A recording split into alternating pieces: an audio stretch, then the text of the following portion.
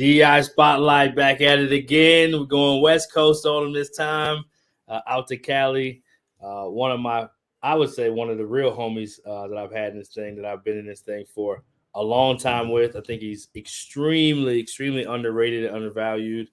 Part of the Asian Coach Association, assistant at Cal State Fullerton, Mr. Anthony Santos. What up, man? What's going on, man? Good to see you. Appreciate you having me. And before we even start, I gotta give you a rose. You're everywhere, and I appreciate it. Always tuned in. So I appreciate you having me on here. Yeah, I appreciate it, man. I go back to the original. No, I wasn't at the original. I was at maybe the third think tank. I think the second think tank. Second and third. So second and third, and yeah, I just remember behind the scenes coordination. It was like, well, just talk to Santos. So one of those guys that was behind the scenes. You were ops, and now you've worked your way up to you're really kind of right hand man to the head coach now, which is an amazing rise. Tell people about your journey and kind of what it is that led you to being a college basketball assistant coach. Yeah, so I started coaching high school while I was in college, and kind of wanted to get a different feel, a different take, and so came on and was a manager for a year. Did a lot more other things. Still did some film stuff. Still. Ran around and wiped up sweat, did all the stuff that, nobody wants to do. And from there, ended up being an ops and a GA for the first 2 years. Graduated, got my master's, and went to being an ops full time. And after a couple of years, there was a opening on our staff for an assistant spot, and coach introduced me as the new assistant in front of everybody without even telling me. That sounds like Diedrich. It's now we're here. It's definitely been a fun ride. A lot of ups, a lot of downs. You take the good and the bad. Never get too high, never get too low, and appreciate all the players, the staff along the way. I really would not be here, in the role that I have right now under coach, without everyone that's kind of come through, the Dan Sprinkles, the John Smiths, the Brandon Dunstan, Gus Arginal, Rob Zawi, all those guys, they've allowed me to be who I am today. So kudos to Coach Taylor for allowing me to be a part of that, and kudos to those guys just for me to be a part of what they've done. Yeah, you named some good ones too. 2 head coaches in Smith and Sprinkle. Gus is now at Arkansas. Dunstan's an associate head coach at Denver. I don't know the other gentleman, as you said. Hey, he's also at Denver. He was our ops last year, and now he's an assistant at Denver too. So, oh, nice. Yeah, everybody's doing their thing, and super happy for everybody. All those names and all the other names that I didn't mention, everyone is doing their thing, and super happy for all of them. Yeah, talk about just talk Fullerton real quick. So you guys have had enormous success early in the tenure. You are at first place now, and there was just some different times in between that all of us go through in coaching. What has it been like, that ride? Obviously, you've been with Coach Taylor. Talk a little bit about him and him helping the develop you mantra. It's obvious in your coaches. Mm-hmm. You have a ton of players that have gone on to have success playing overseas and professionally. You've had, I think, the graduation rate's pretty significant too. Yeah. So talk a little bit about Fullerton, and I know you guys are in first place now, but talk about the whole thing, and then Coach Taylor, and then we'll go to Asian Coach Association. Yeah. Well, obviously, like you mentioned, it starts from the top. Coach's vision, where he wanted the program to go, the types of players he wanted to bring in, and I think he's open to telling everybody that it wasn't easy at first. He thought he could coach everybody, but really he had to have certain types of players that he can coach. And once we figured that out, that's where we saw the upward trend, winning, 10 league games a year for 3 straight years, going to postseason 3 straight years. And I think that's even more so now. We had to adjust with the transfer portal. And that's kind of where our roster is a little bit more reflected of now, with, obviously some freshmen or previous freshmen. But at the end of the day, it's his leadership and his empowerment to his staff. Early on, he was all hands on deck, just him. He wanted to lead the charge. But he realized that he couldn't be the sole voice, the main voice every single day, and so he took a step back and empowered guys like we mentioned, John Smith, who's a head coach at Cal Poly, Danny Sprinkle at Montana State, and that was kind of his thing. And we got the hashtag Develop You, and not only was it for players to come here, get a degree, and go play professionally, but also for staff. For all the names I mentioned previous, for them to take what the empowerment that they had here, take it, run with it, and continue to grow it. And really, that's the footsteps I'm following in. And really, that's what our program is about, and we want to continue to push that. Keep the main thing. Help the guys develop on the floor, off the floor. And play hard and let our work behind the scenes, carry over to when the lights are on and let that dictate, the wins. Absolutely. Well said. What about Asian Coaches Association? That is who is aligned with DEI, Alliance with Rising Coaches. You're a part of that. You've done a lot of things behind the scenes there. You're really good at navigating behind the scenes and help set up people for success. So we're glad to spotlight you here today. But talk a little bit about Asian Coaches Association, what's that meant to you, and how that process of everything you guys do. Yeah, it's actually meant a lot for me. One of the Final Fours, I don't even remember when. It was when one of the co-founders, Mike McPile, the other founder, Steve Yang. But at a Final Four, I was just walking through the hallways at the convention, and Mike stopped me, and we started talking. Obviously, we're both of Filipino descent. And it's actually really, really crazy. Our parents knew each other before we even were introduced to one another.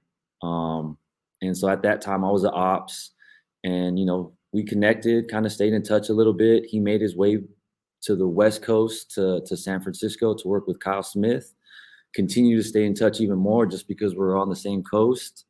And then obviously he went with David Patrick at UCR, who Coach Taylor is really good friends with. And so once again, we continued to connect and see each other. And over the pandemic, obviously it was super unfortunate with all the games canceled and people getting sick, but it was really a good opportunity for the Asian Coaches Association to really build its name, build its brand. And kudos to Mike, Steve, and even Garrett. Garrett's a behind-the-scenes guy. He's currently at USF for putting that platform together. It's been really, really good for me. One, getting to connect with those guys, getting to listen to the speakers that they brought on. But, there's probably a couple guys that I was able to meet through Zoom.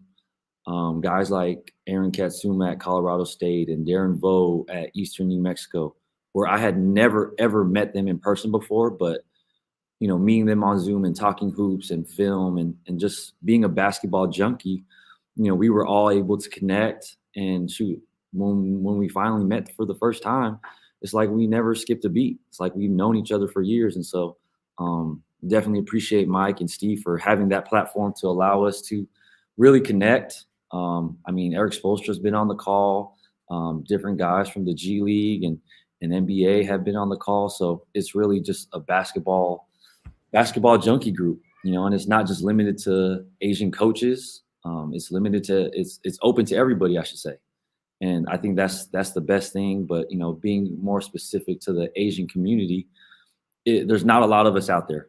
And to be honest, and to connect us, regardless of you're in China, you're in the Philippines, you're in the US, East Coast, West Coast, Australia, London, we have people from everywhere. And so just being able to bring everybody together and just having that space is definitely super valuable for everybody, especially for myself. Yeah, absolutely. Absolutely. Well said.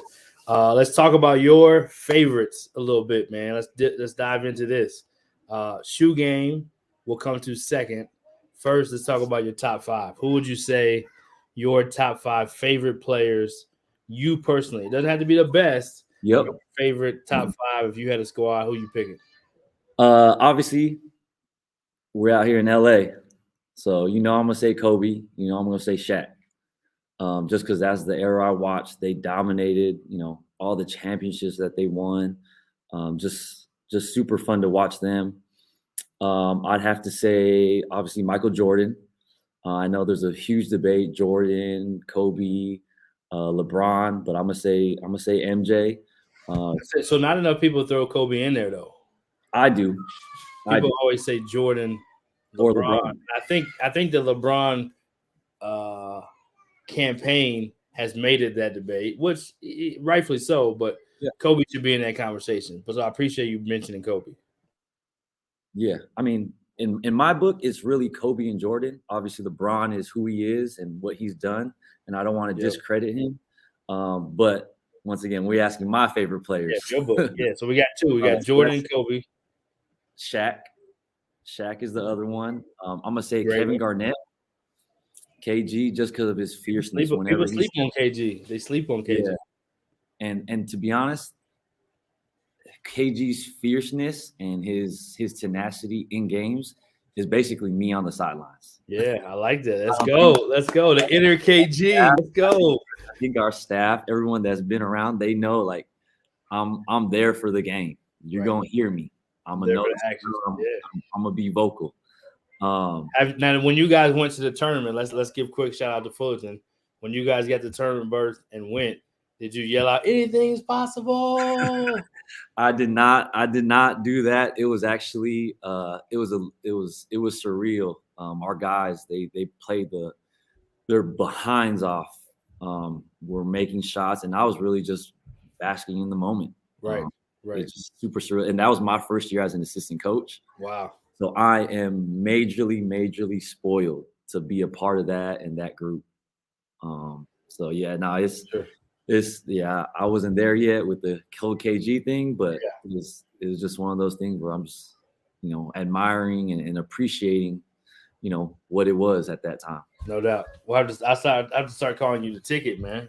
Call you the ticket. Maybe not big ticket because you're not 6'11", 7 foot. Call you the ticket. Who is the small forward? Who's the point guard? Either one. Got one guard spot left. We're positionless basketball now. So my favorite number is 33. Okay. So I'm gonna go Scottie Pippen. Oh, nice. Point forward. I like it. Scottie Pippen, just because, obviously MJ got a lot of the love, a lot of the hype. But Pippen, he did some dirty work too, and no doubt. Sure, maybe he didn't get all the credit, but he was a good player in his own right. So definitely, he's still one of the best, and he's still part of all 6 of those rings. So people know how good Pippen is. It's just people know he's really good.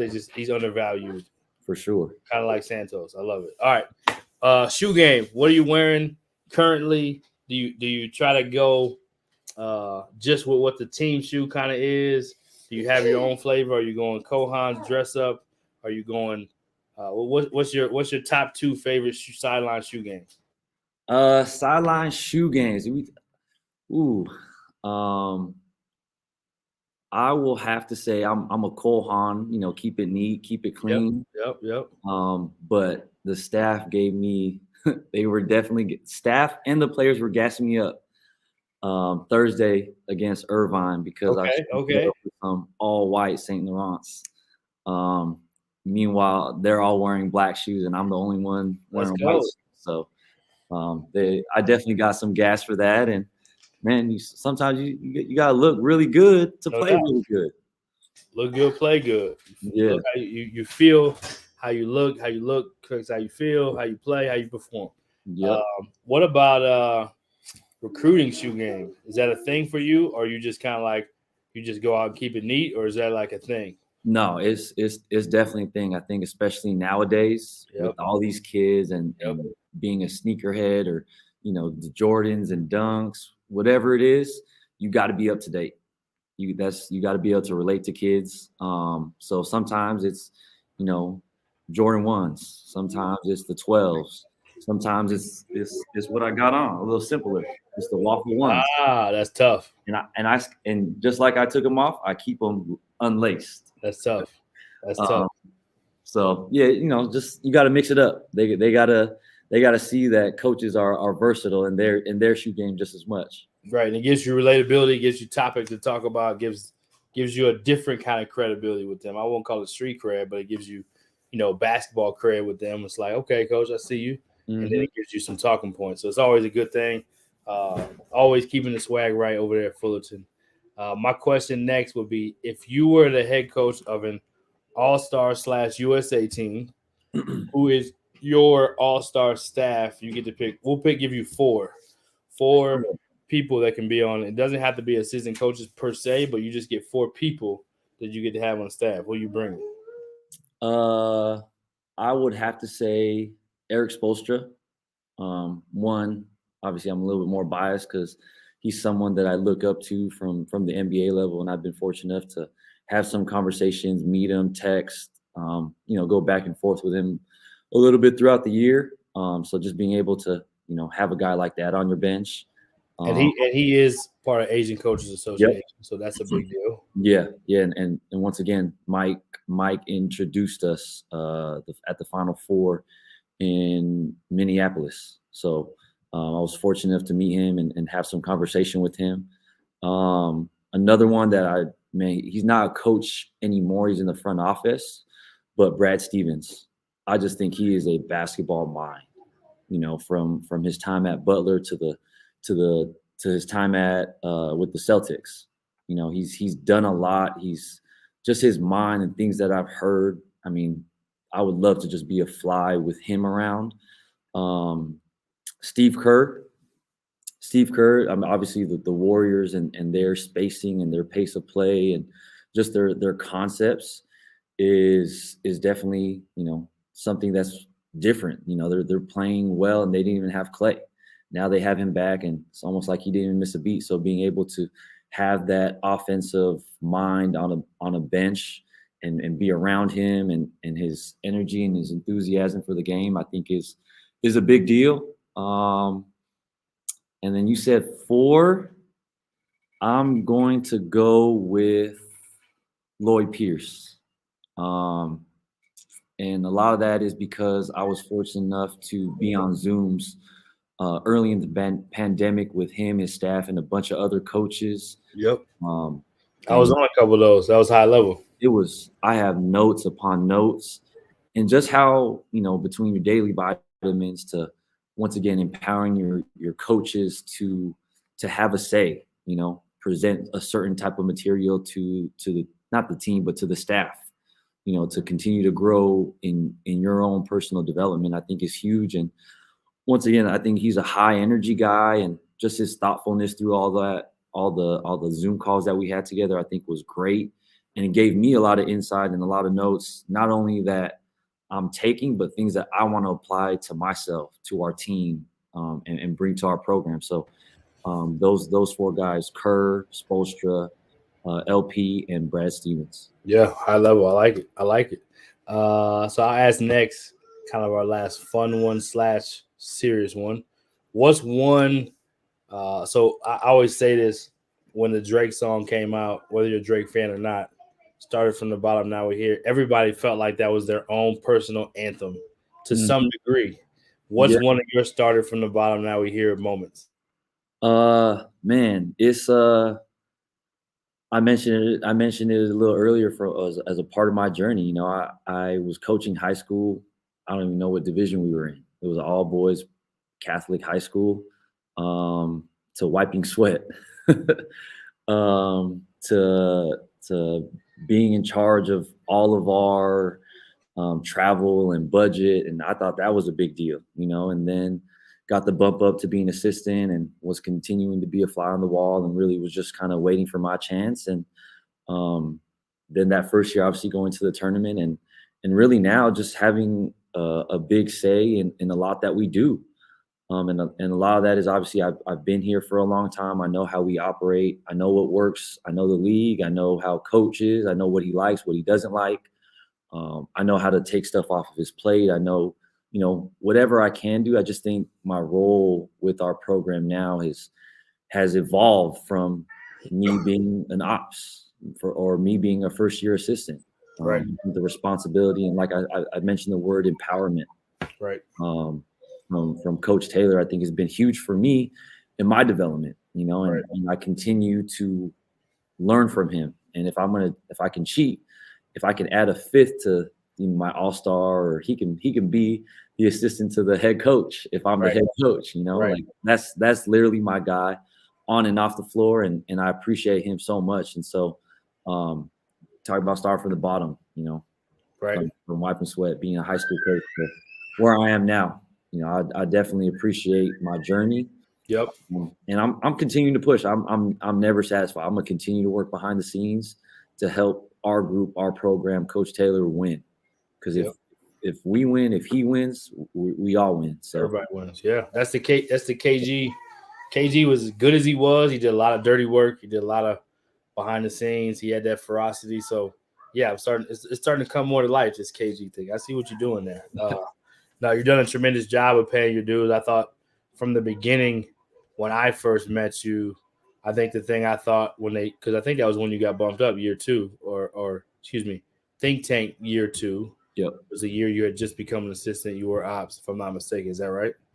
Year 2, maybe year 3, one of those. So I think what it was, year 2 you were ops, year 3 you were an assistant. So I got to see a little bit of that, like move up, and it's like, yeah, he's not only does this make sense, but like he's gonna keep moving up because he's a grinder. He works, he serves, he gets it, and he's intelligent in a lot of areas. So even though you say sometimes otherwise, I know better. I appreciate it, man. My last two before we go is one is, what's one of your goals for 2022 personally, or something that you're striving for?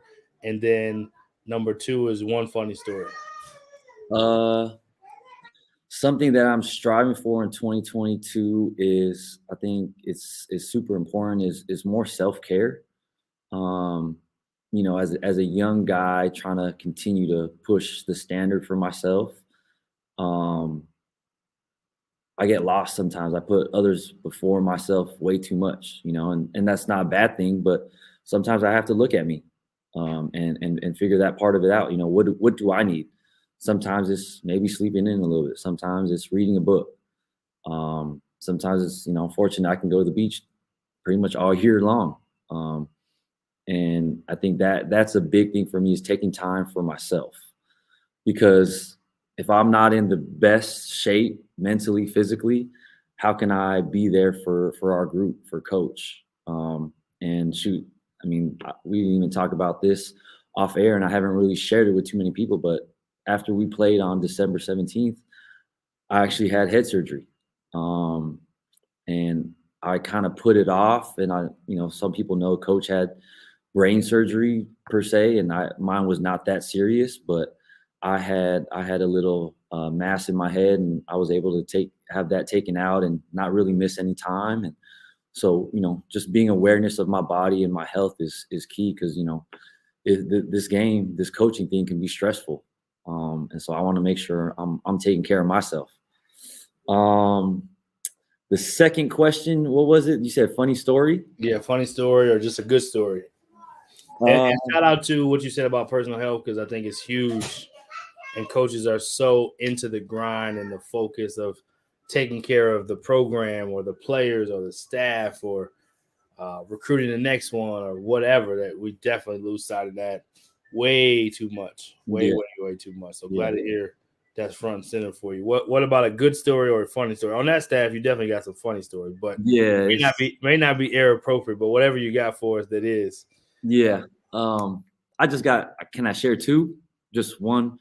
So one real quick one was, we went to the NCAA tournament, and you know, coach just called all of us up to the room, and we just kind of sat in the room and was like, man, we're here after all this that we endured. And so just being able to sit in that room with all those guys, it was definitely fun. And we didn't even talk about anything. We did not talk about Purdue. We didn't talk about our team. We just talked, once again, just the relationship that we had with one another and being able to get to that stage. I thought that was something that, you know, I'll always remember. And then probably a funny story, and I really don't think not too many people know about this. we were still wearing suits back then, but I don't know if someone was playing a joke or just so happened to leave a banana on my seat. It was dark. And I sat on a banana, and I didn't realize I sat on a banana until I got off the bus. And man, I was like, this is on Fox Sports. It was literally, I still remember, it was at UCI.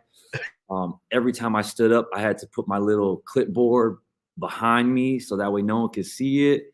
But man, I was more worried about my pants and what that banana stain looked like. Man, it was something else. But once again, that's a story that I have not told very many people. I like it.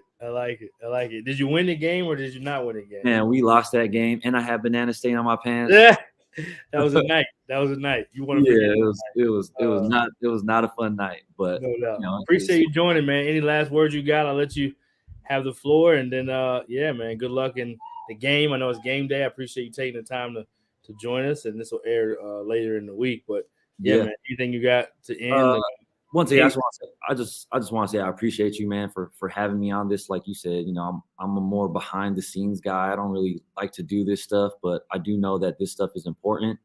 One, just to be able for people to hear my voice, hear my story a little bit, and for everyone that's listening, please, man, like I am open. You can text me, you can DM me. I'm sure this will be on Twitter. DM my Twitter, follow me. I'm always open to connecting and helping people because that's what people have done for me. So in turn, I want to continue to do that for, anyone that wants advice, that wants to connect, talk whatever, I'm about that. And I want to continue to be about that, just regardless of where I am, what I'm doing. I always think that's important. The people that I've reached out to and that have responded back to me means a ton to me. And so if I can make that type of impact, big, small, whether it's, quick couple texts or DMs or something that carries on in the long run, I definitely want to build that relationship and help however I can. Yeah, ambassador of the game, a servant and a passionate, committed dude to the craft and the game of basketball. So I'm not surprised at all. And you've been that way with me even when I was just, a small fry at Lamar trying to find my way. No small fry. All the way through. You've always been you've always been 100. So I'm glad to be able to spotlight a behind the scenes dude today. First place, currently holding conference leader along with the NC tournament. I guess I would say a Big West tournament champion who was also in the NCAA tournament. We got a lot of boxes we can check, man. A lot of resume stuff. I'm still trying to man. Oh yeah, more to come. Tell Deidre we said hello and Joey Brooks, and look forward to seeing what you guys continue to do, man. Yes, sir. Yes, sir. I appreciate you, man. She said her by in the background. My daughter is. All right.